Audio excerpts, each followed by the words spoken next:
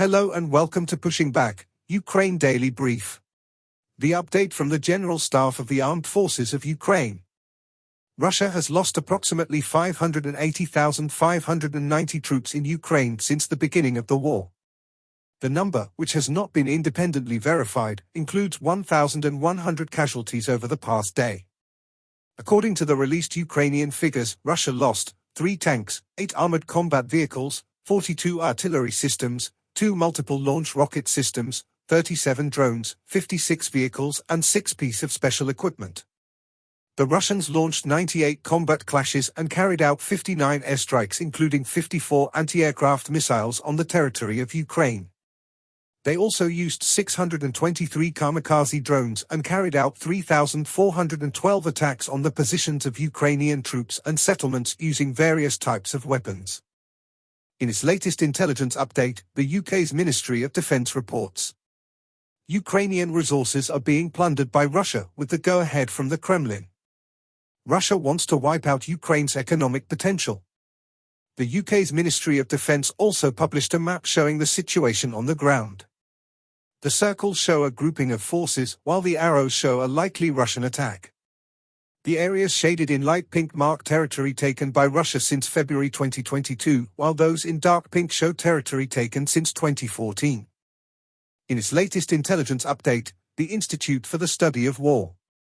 Russian forces continue to make slow, steady advances in the Pokrovsk direction, largely enabled by Ukrainian manpower shortages and the terrain in the area immediately northwest of Avdiivka.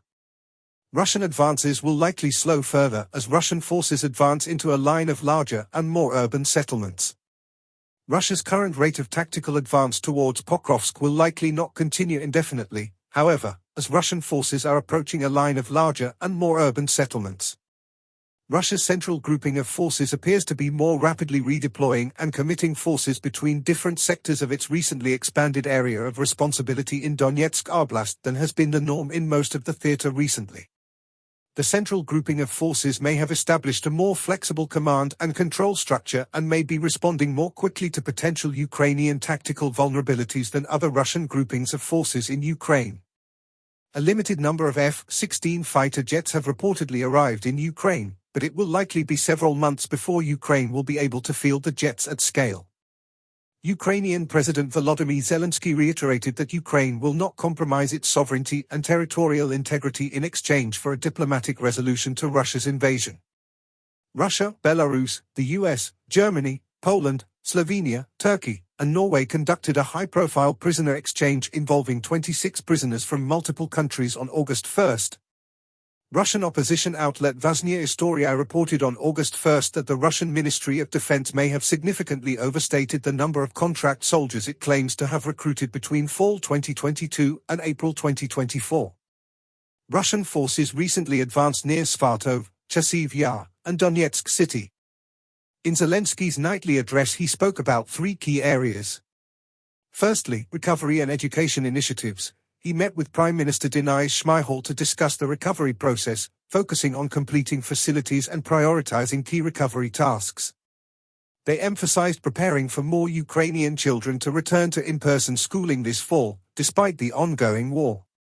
Secondly, strengthening international partnerships. Efforts are underway to establish new security agreements and arrangements with international partners. This includes initiating negotiations with a European country and preparing for upcoming visits from foreign leaders. The aim is to enhance Ukraine's resilience and support its defense forces and state budget. Lastly, acknowledgement of military efforts. He praised various military units and individuals for their contributions to Ukraine's defense. Notable achievements include the National Guard's destruction of enemy equipment and the recognition of specific soldiers and brigades for their effectiveness in combat. This acknowledgement extends to all elements of Ukraine's defense forces, highlighting their dedication and strength. Thanks for following today's updates. Please don't forget to like and subscribe for more content. We'll return tomorrow with the latest news on the ongoing conflict.